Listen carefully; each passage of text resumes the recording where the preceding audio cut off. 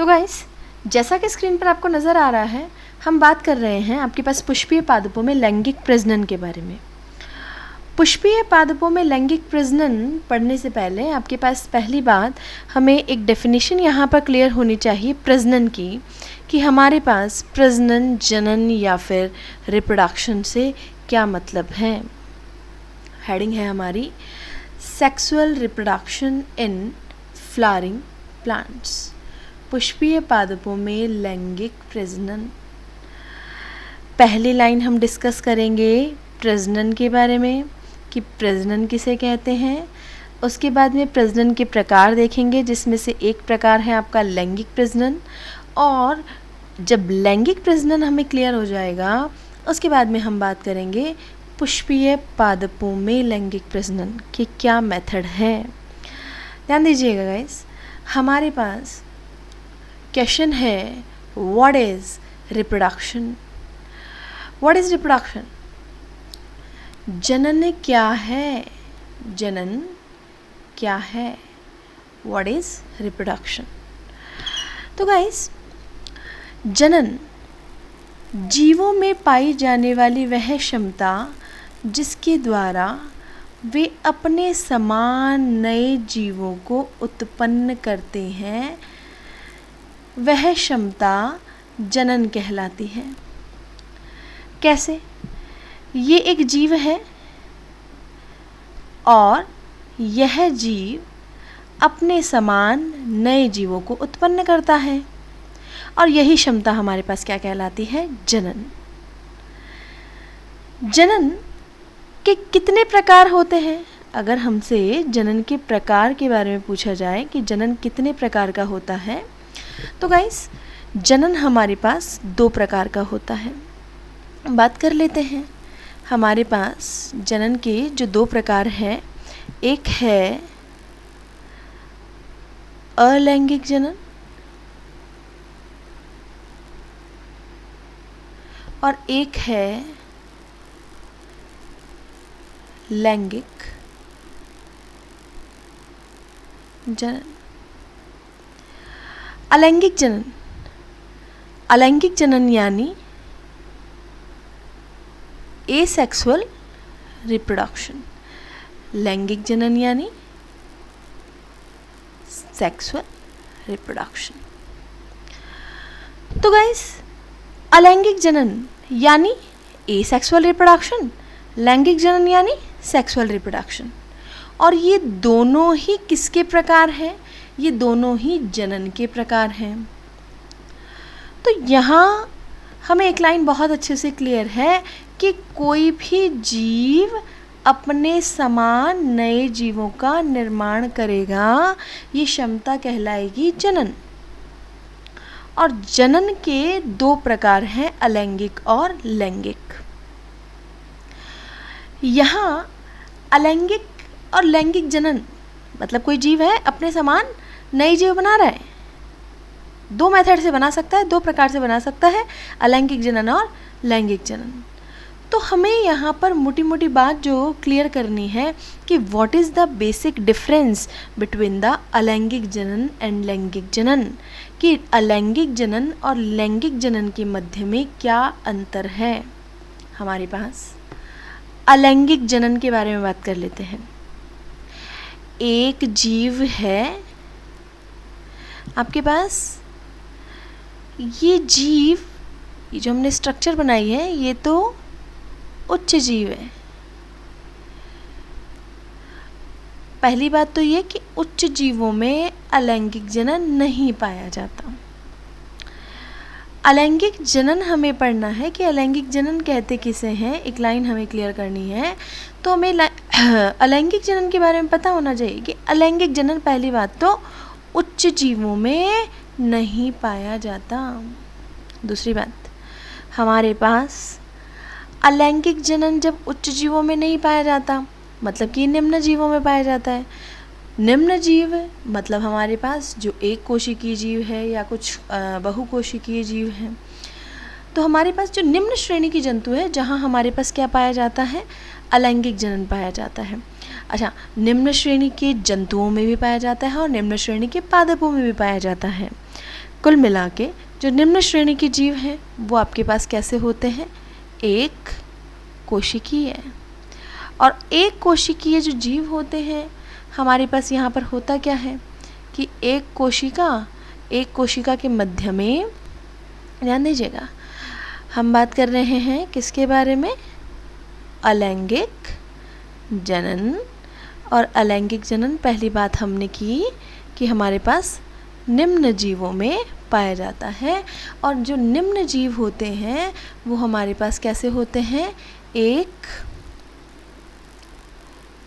कोशिकीय और बहुकोशिकीय भी होते हैं। लेकिन आपके पास बेसिकली एक कोशिकीय जीव के एग्जाम्पल से अपन देखते हैं कि हमारे पास लाइक एक कोशिकीय जीव है हमारा अमीबा। ये इसकी कोशिका कला, ये इसका केंद्रक, ये इसका कोशिका द्रव्य। हुआ क्या, कोशिका के मध्य में एक संकुचन उत्पन्न हुआ। संकुचन समझ रहे गाइस, ये आपके पास एक खांच उत्पन्न हुई। यहाँ जो हमारे पास ये केंद्रक है दो पार्ट्स में डिवाइड होता है। आगे चलते हैं, हमारे पास जैसे जैसे संकुचन गहरा होता चला जाएगा वैसे वैसे आपके पास एक अमीबा डिवाइड होकर के दो पुत्री अमीबा बना लेगा। साइटोप्लाज्म का भी विभाजन हो जाता है, आधा आधा साइटोप्लाज्म दोनों तरफ बढ़ जाता है। तो हमारे पास ये दोनों क्या बन गए, ये दोनों बन गए पुत्री अमीबा। और ये हमारा है मात्र अमीबा। छोटा सा एग्जाम्पल से अपन ने यहाँ पर क्लियर किया कि हमारे पास अलैंगिक जनन जो कि कहाँ पाया जा रहा है, निम्न जीवों में पाया जा रहा है। ये आपके पास एक कोशिकीय है, निम्न जीव आपके पास एक कोशिकीय हो भले ही बहुकोशिकीय हो, दोनों में पाया जाता है। पर बेसिकली यहाँ पर हमें एक लाइन क्लियर करनी है कि यहाँ जनन में केवल ये एक जीव भाग लेता है। जैसे कि हमारे पास हमने बात की ये है मात्र अमीबा, जनन में केवल एक जीव भाग ले रहा है। अब आपके पास ये एक अमीबा है, संकुचन उत्पन्न हुआ, संकुचन गहरा हुआ और दो पुत्री अमीबा हमारे पास बन गए। तो कुल मिला के अलैंगिक जनन के लिए मोटे मोटे दो तीन लाइन याद रख लेंगे आप लोग कि हमारे पास अलैंगिक जनन पहली बात निम्न जीवों में पाया जाता है। एक कोशिकीय जीवों के अंदर आपके पास कोशिका के मध्य में संकुचन उत्पन्न होता है, एक कोशिका दो भागों में बढ़ जाती है और दोनों जो आपके पास नई बनी हुई कोशिकाएं हैं एक नए जीव की भांति कार्य कर लेती हैं। दूसरी बात कि हमारे पास यहाँ जनन में एक ही जीव भाग लेता है, जबकि इसी के विपरीत अगर हम बात करें किसके बारे में, आपके पास लैंगिक जनन के बारे में। तो गाइस लैंगिक जनन यानी सेक्सुअल रिप्रोडक्शन। लैंगिक जनन में हमें एक लाइन क्लियर करनी है कि पहली बात तो ये कहाँ पाया जाता है, उच्च जीवों में पाया जाता है। कहाँ पाया जाता है बेटे, उच्च जीवों में। दूसरा, यहाँ हमारे पास दो जीव भाग लेते हैं, उच्च जीवों में पाया जाता है, दो जीव यहाँ भाग लेते हैं। जब दो जीव यहाँ भाग लेते हैं अर्थात यहाँ दो जीव जो आपके पास जनन में भाग ले रहे हैं, दोनों जीवों के कोशिकाओं के बारे में यहाँ पर अपन बात करेंगे कि यहाँ दो जीव भाग लेते हैं और हमारे पास जो जीव है उनमें से प्रत्येक जीव के पास लैंगिक अंग होंगे और लैंगिक अंग में होता है युग्मकों का निर्माण। ध्यान दीजिएगा, हमारे पास हमने बात की कि लैंगिक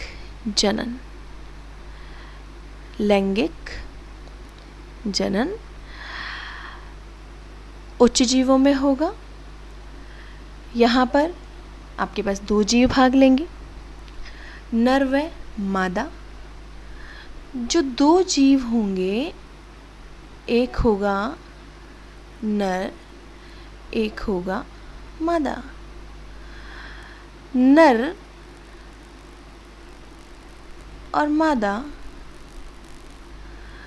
दोनों में ही लैंगिक अंग उपस्थित होंगे। लैंगिक अंग होते हैं।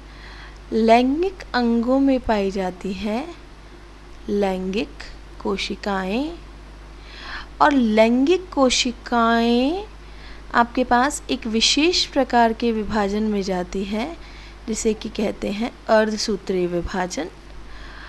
अर्धसूत्रीय विभाजन के द्वारा किसका निर्माण होता है? युग्मक का निर्माण होता है। एक चार्ट हमें यहाँ पर क्लियर रखना है कि हमारे पास लैंगिक जनन में पहली बात तो दो जीव भाग लेंगे, एक नर और एक मादा। नर में होते हैं लैंगिक अंग एज इट इज़, मादा में भी क्या होंगे? लैंगिक अंग।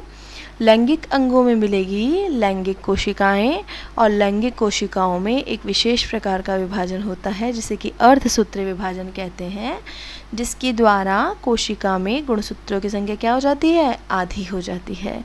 तो हमारे पास अर्धसूत्रीय विभाजन के द्वारा किसका निर्माण होगा? युग्मकों का निर्माण होगा। तो क्या मैं एक लाइन बोल दूं कि लैंगिक जनन के दौरान एक विशेष घटना संपन्न हो रही है, वह घटना है युग्मकों का निर्माण। जबकि इसी के कंपैरेटिवली अलैंगिक जनन में हमने किसी भी प्रकार के युग्मक निर्माण के बारे में बात नहीं की, दो अलग अलग जीवों के बारे में बात भी नहीं की, किसी भी प्रकार के अर्धसूत्रीय विभाजन के बारे में भी बात नहीं की।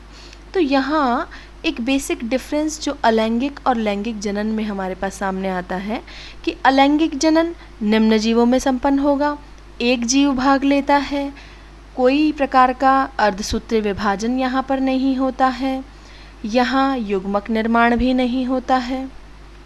तो ये हमारा कहलाता है अलैंगिक जनन। जबकि लैंगिक जनन यहाँ दो जीव भाग लेते हैं, नर और मादा। नर व मादा दोनों में लैंगिक अंग होते हैं। लैंगिक अंगों में मिलेगी लैंगिक कोशिकाएं, और लैंगिक कोशिकाओं में अर्धसूत्रीय विभाजन के द्वारा युग्मकों का निर्माण होता है। नर में निर्माण होगा नर युग्मक का, मादा में निर्माण होगा मादा युग्मक का।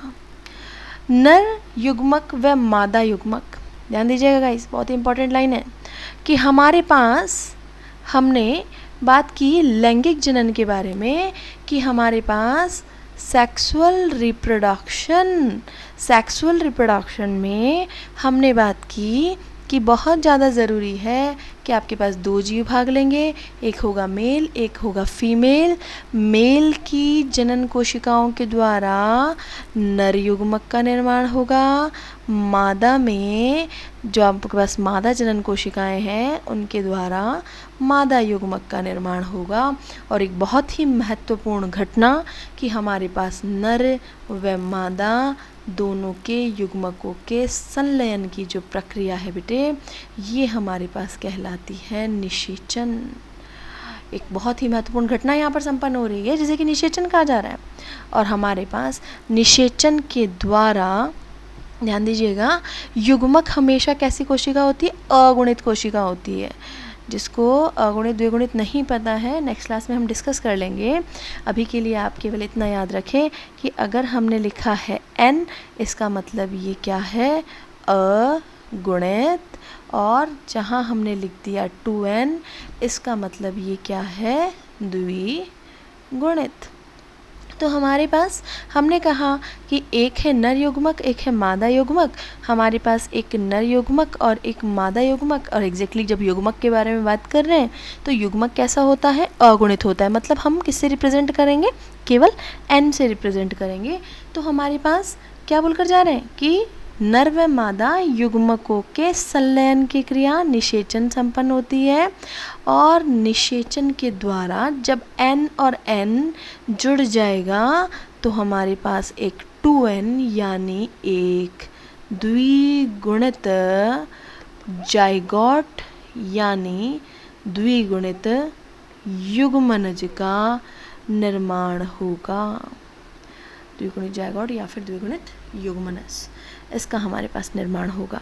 और गाइस आप ध्यान रखेंगे कि हमारे पास ये जो युग्मनज बनता है, इस युग्मनज से क्या बनेगा, इस युग्मनज से बनेगा भ्रूण, और भ्रूण से बनेगा नया जीव। तो हमारे पास यहाँ पर हमें एक लाइन क्लियर होती है कि भाई मोटा मोटा डिफरेंस सेक्सुअल और एसेक्सुअल रिप्रोडक्शन के बीच में, यानी अलैंगिक और लैंगिक जनन के बीच में। आप सभी आपके पास एक बार रिकॉल कर लेंगे कि अलैंगिक जनन निम्न जीवों में संपन्न होगा, एक जीव भाग लेगा, कोई प्रकार का अर्धसूत्रीय विभाजन नहीं होगा। अगर अर्धसूत्रीय विभाजन ही नहीं हो रहा है तो कोशिका द्विगुणित ही रहेगी, वहाँ पर कोई अगुणित नहीं होगी।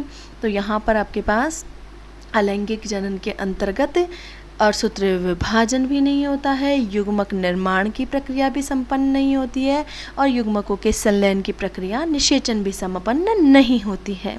क्या ये लाइन लिख सकते हैं हम अलैंगिक जनन में, राइट।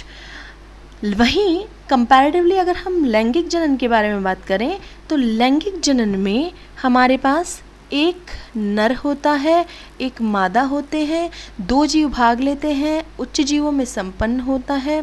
नर में नर युग्मक का निर्माण होगा, मादा में मादा युग्मक का निर्माण होगा, और नर युग्मक व मादा युग्मक दोनों मिलकर के हमारे पास एक द्विगुणित कोशिका पुनः निर्माण करते हैं, जिसे कि जाइगोट कहा जाता है या फिर युग्मनज कहा जाता है। और यही हमारा जो युग्मनज है, यह युग्मनज आगे चलकर भ्रूण के रूप में विकसित होता है, और आपके पास ये जो भ्रूण है ये आगे और डेवलप होकर के नया जीव बना लेता है। तो यहाँ एक मोटा मोटा स्ट्रक्चर जो है वो हमें आपके पास क्लियर होता है, किसका, आपके पास लैंगिक और अलैंगिक जनन के मध्य में अंतर। अब हमारे पास यहाँ पर बात आई कि भाई लैंगिक जनन हमें समझ में आया, और हमारा जो टॉपिक है, टॉपिक का नाम है पुष्पीय पादपों में लैंगिक प्रजनन। जब पुष्पीय पादपों में लैंगिक प्रजनन के बारे में बात कर रहे हैं, किसके बारे में बात कर रहे हैं, पुष्पीय पादपों में लैंगिक प्रजनन। तो पुष्पीय पादपों में लैंगिक प्रजनन के बारे में बात कर रहे हैं। लैंगिक प्रजनन ये आपके पास इसकी मोटी मोटा स्ट्रक्चर हमें क्लियर हो गया कि भैया लैंगिक प्रजनन है, इसका मतलब यहाँ पर क्या होना है, यहाँ पर आपके पास हमें एक मेल पार्ट लाना है, एक फीमेल पार्ट लाना है। आपके पास मेल पार्ट के द्वारा हमारे पास नर युग्मक का निर्माण करेंगे, आपके पास फीमेल पार्ट के द्वारा किसका निर्माण करेंगे, मादा युग्मक का निर्माण करेंगे। दोनों के संलयन की प्रक्रिया निषेचन संपन्न कराएंगे, और निषेचन के द्वारा युग्मनज का निर्माण करेंगे, युग्मनज से भ्रूण बनाएंगे, और भ्रूण से नया जीव बनाएंगे, राइट। अब लैंगिक प्रजनन के साथ हम यहाँ पर डिस्कस करने वाले हैं पुष्पीय पादपों में लैंगिक प्रजनन। अच्छा, पुष्पीय पादपों में लैंगिक प्रजनन हम बात कर रहे हैं आपके पास लैंगिक प्रजनन, आपके पास नर भाग और मादा भाग के बारे में, और हमने यहाँ पर आपके पास बात कर ली किसके बारे में, आपके पास पादपों में। तो पादपों में भी क्या मेल और फीमेल पार्ट होते हैं, ये लाइन हमें यहाँ पर थोड़ी बहुत क्लियर होनी चाहिए कि भाई आपके पास जो पादप होते हैं, आपको बहुत अच्छे से लाइन क्लियर है भैया, ये जो हमने बताया है ये आपके पास क्या है, ये हमारे पास उच्च पादप है। कैसा पादप है, ये हमारे पास उच्च पादप है, और उच्च पादपों में पाया जाता है आपके पास लैंगिक जनन। अच्छा भाई, लैंगिक जनन है, इसका मतलब यहाँ पर मेल पार्ट भी होगा और फीमेल पार्ट भी होगा। चलिए बात करते हैं हमारे पास। तो पादपों में ऐसा कौन सा भाग है जो कि आपके पास बोल के आ सकते हैं रिप्रोडक्टिव ऑर्गन यानी जनन अंग का कार्य करता है।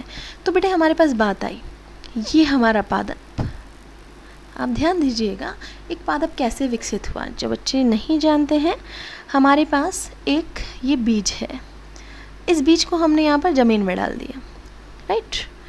बीज को हमने ज़मीन में डाल दिया, यहाँ पर है मिट्टी और क्या है, जल। अब ये जो जल है ये बीज के अंदर इस छिद्र के द्वारा प्रवेश करता है। ये बीज फूल जाता है। हमारे पास बीज में होता है मूलांकुर और प्रांकुर, ये दो पार्ट होते हैं। जैसे ही जल बीज के अंदर चला जाता है, ये फूल जाता है, बीज फट जाता है, हमारे पास मूलांकुर बाहर आए। ध्यान दीजिएगा गाइस, मूलांकुर हमारे पास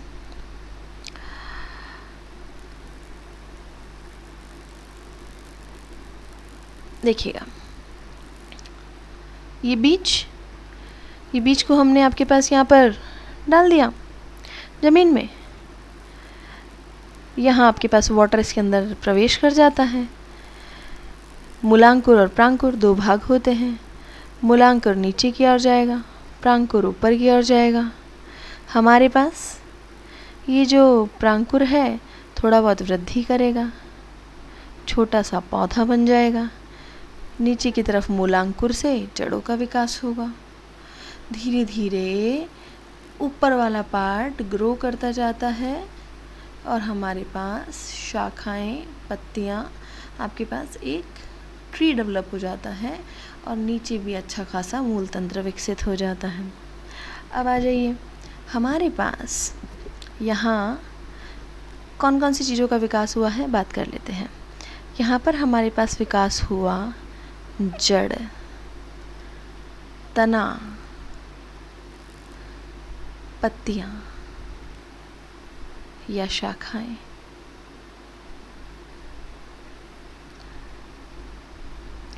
हमने बात की कि पादपों में जड़,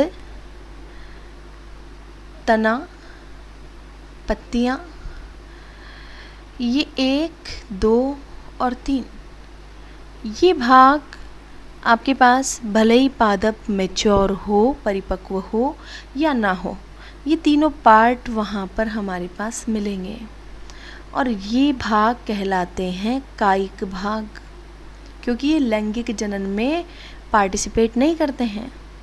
लैंगिक जनन में पार्टिसिपेट नहीं करते हैं, इसका मतलब एक लाइन तो हमें यहाँ पर क्लियर होगी कि कम से कम यहाँ पर तो जड़, तना और पत्तियाँ, यहाँ पर हमारे पास मेल पार्ट और फीमेल पार्ट यानी नर भाग और मादा भाग तो डेवलप नहीं होगा, राइट। अब एक पादप मैच्योर हो गया है, ये हमें कैसे पता चलता है? जब ये छोटा सा पादपक था यानी पौधा था, यहाँ पर हमें जड़ दिखाई दे रही है, तना भी दिखाई दे रहा है और पत्तियाँ भी दिखाई दे रही है। ये पादप के होते कायिक भाग। जब ये बड़ा हुआ तो भी हमारे पास ये तना दिखाई दे रहा है, जड़ दिखाई दे रहा है और आपके पास पत्तियाँ दिखाई देती हैं।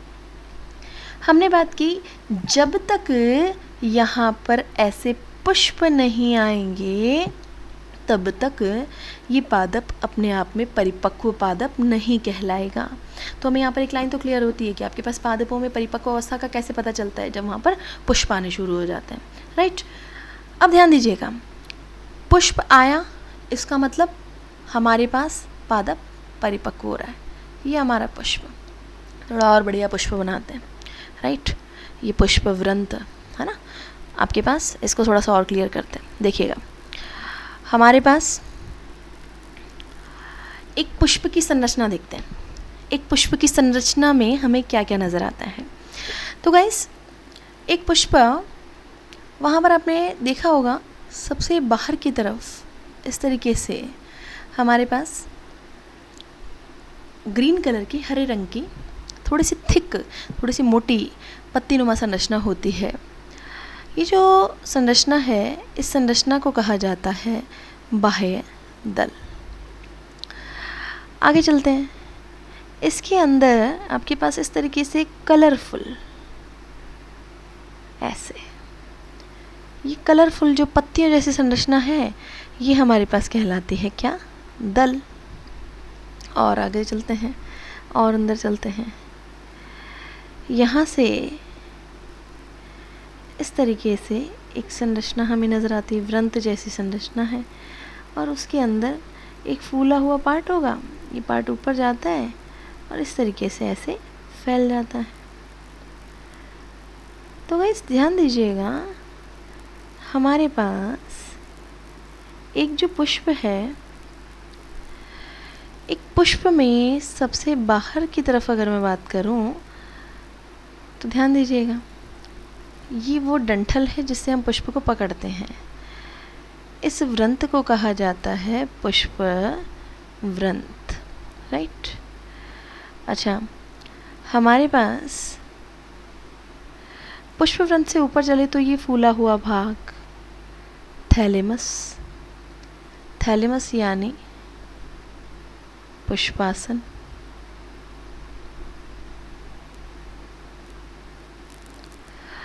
हमारे पास पुष्पासन से और ऊपर चले हमारे पास तो ये एक ग्रीन कलर की पत्तियों का जो हमारे पास पहला चक्र आता है, ये पहला चक्र जहाँ आपके पास ये एक बाह्यदल हो गया, ये दूसरा हो गया, ये तीसरा हो गया, ये चौथा हो गया, ये पांचवा हो गया, ऐसे आपके पास ये जो दल हैं, बाह्यदल हैं, ये आपस में जुड़ जाते हैं और आपस में एक चक्र बना लेते हैं।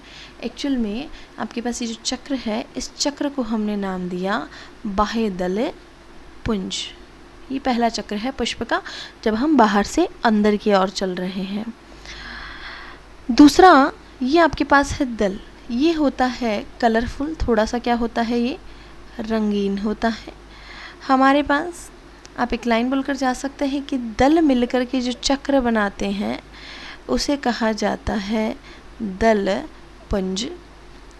और अंदर चलते हैं, हमारे पास जो तीसरा चक्र हमारे पास यहाँ पर होगा, ये ऐसी संरचना से मिलकर के बना होता है जहाँ पर हमारे पास ये इस तरीके से एक पाली और ये दूसरी पाली। तो ये एक पाली और ये दूसरी पाली, दो पालियाँ मिलकर के ये जो संरचना हमारे पास बनी है, इस संरचना को कहा जाता है पराग कोश। और बेटे, पराग कोश को पुष्प से जोड़े रखने वाली ये जो डंठल या फिर वृंत नुमा संरचना है, इसे कहा जाता है वृंत।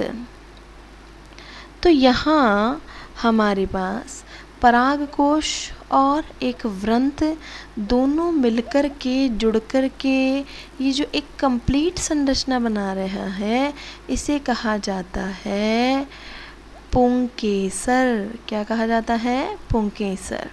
और हमारे पास ये जो पुंकेसर है, पुंकेसर हमारे पास पुष्प में नर भाग को प्रदर्शित करता है। बड़े आप एक लाइन क्लियर कर लेंगे, ये एक पुंकेसर है। हम ऐसे आपको हाईलाइट करके दिखा दूँ कि हमारे पास ये एक संरचना पुंकेसर है। ऐसा एक पुंकेसर, ये दूसरा आपके पास, इसी में कोई तीसरा, चौथा, आपके पास एक संरचना परागकोश और वृंत से मिलकर के बनी है, ये पुंकेसर है। और 1 2 3 4 और भी अन्य कई पुंकेसर मिलकर के कंप्लीटली बनाते हैं नर भाग। और ये जो नर भाग है, इसे किसके नाम से जाना जाता है? इसे जाना जाता है किसके नाम से? पुमंग के नाम से। पुमंग यानी एंड्रोशियम। और अब मैं आपसे बात कर लूँ आपके पास मादा भाग के बारे में। बेटा, ये मोटा मोटा स्ट्रक्चर भी आपको बहुत शानदार डायग्राम दिखाएंगे पुष्प का, राइट। हमारे पास सबसे अंदर वाला जो चक्र है, यहाँ हमारे पास एक फूला हुआ भाग होता है। ये फूला हुआ भाग कहलाता है अंडाशय। और अंडाशय के ऊपर ये जो नलिका आपको नज़र आ रही है, ये नलिका हमारे पास कहलाती है वर्तिका। और ये जो फैला हुआ भाग है, ये फैला हुआ भाग कहलाता है वर्तिकाग्र। तो हमारे पास वर्तिकाग्र, वर्तिका, अंडाशय, ये तीनों पार्ट मिलकर के बनाते हैं मादा भाग। और मादा भाग, इसे क्या कहा जाता है? जायांग कहा जाता है। तो यहाँ पर एक मोटा मोटा पुष्प का स्ट्रक्चर हमें क्लियर हुआ कि भैया जहाँ हमारे पास नर भाग मिलेगा, जहाँ हमारे पास मादा भाग मिलेगा, वही हमारे पास क्या होंगे? लैंगिक अंग। और एक पुष्प में नर भाग भी मिल रहा है पुमंग के रूप में, मादा भाग मिल रहा है जायांग के रूप में। तो बेसिकली पुष्प हमारे क्या हो गए? जनन अंग हो गए। और आपके पास एक पुष्प की संरचना हमें यहाँ पर क्लियर हुई। ध्यान दीजिएगा, हमारे पास आवृत बीजी पादपों में लैंगिक जनन, एक फ्लावर के बारे में पढ़ रहे हैं बेटे, अबाउट फ्लावर, कि आवृत बीजी पादपों में लैंगिक जनन पुष्पों के द्वारा होता है। पुष्प एक सीमित वृद्धि करने वाला रूपांतरित प्ररोह है। पुष्प एक व्रंत पर लगा होता है जिसे पुष्प व्रंत कहते हैं। ध्यान दीजिएगा, ये व्रंत जिसे कि पुष्प व्रंत कहते हैं। हमारे पास पुष्प व्रंत का शीर्ष भाग चौड़ा होकर पुष्पासन बनाता है। बहुत अच्छे से हमें लाइन क्लियर है कि हमारे पास एक जो पुष्प है ये पुष्प व्रंत, और पुष्प व्रंत का ये जो चौड़ा भाग है, ये चौड़ा भाग हमारा क्या कहलाया, पुष्पासन। हमारे पास एक प्रारूपिक पुष्प में मुख्यतः 4 भाग होते हैं। हमें बहुत अच्छे से क्लियर है, हमने देखा अभी आपके पास। यदि ये चारों उपस्थित है तो पुष्प पूर्ण पुष्प कहलाता है, परंतु यदि एक की भी अनुपस्थिति हो तो पुष्प अपूर्ण कहलाता है। उदाहरण है पूर्ण पुष्प का, यहाँ पर आपको एग्जाम्पल दिया हुआ है। आपको एग्जाम्पल जो है वो याद भी होना चाहिए कि आपके पास पूर्ण पुष्प के उदाहरण क्या है, सरसों और मटर। अपूर्ण पुष्प के उदाहरण क्या है हमारे पास, लौकी, पपीता। बड़े ध्यान दीजिएगा, डायग्राम अभी आपको एक्सप्लेन करते हैं। मैंने आपको एक लाइन बोली कि भाई आपका जो पुष्प है ये पुष्प कहलाते हैं लैंगिक अंग। हमारे पास एक पुष्प में ये है पुष्प व्रंत, ये है बाह्यदल, ये है दल, ये है पुंकेसर और ये है अंडाशय। ध्यान दीजिएगा, पुष्प में 4 चक्र, बाह्यदल मिलकर के बनाएंगे बाह्यदल पुंज पहला चक्र, दल मिलकर के बनाएंगे दल पुंज दूसरा चक्र, पुंकेसर मिलकर के तीसरा चक्र बनाएंगे पुमंग, अंडाशय वर्तिका और वर्तिकाग्र आपस में मिलकर के आपके पास बोल कह सकते हैं मादा भाग को प्रदर्शित, जायांग को प्रदर्शित करते हैं। तो पहला चक्र बाह्य दल पुंज। ध्यान दीजिएगा, ये पहला चक्र हो गया, ये पहला चक्र बाह्य दल पुंज, ये दूसरा चक्र दलपुंज, ये तीसरा चक्र पुमंग और ये चौथा चक्र जाया। तो इस तरीके से हमारे पास ये 4 चक्र एक पुष्प में पाए जाते हैं। और यदि इन चारों में से एक चक्र भी अनुपस्थित हो तो हमारे पास जो पुष्प है वो अपूर्ण पुष्प कहलाएगा। क्या कहलाएगा, अपूर्ण पुष्प। देखिए डायग्राम हमारे पास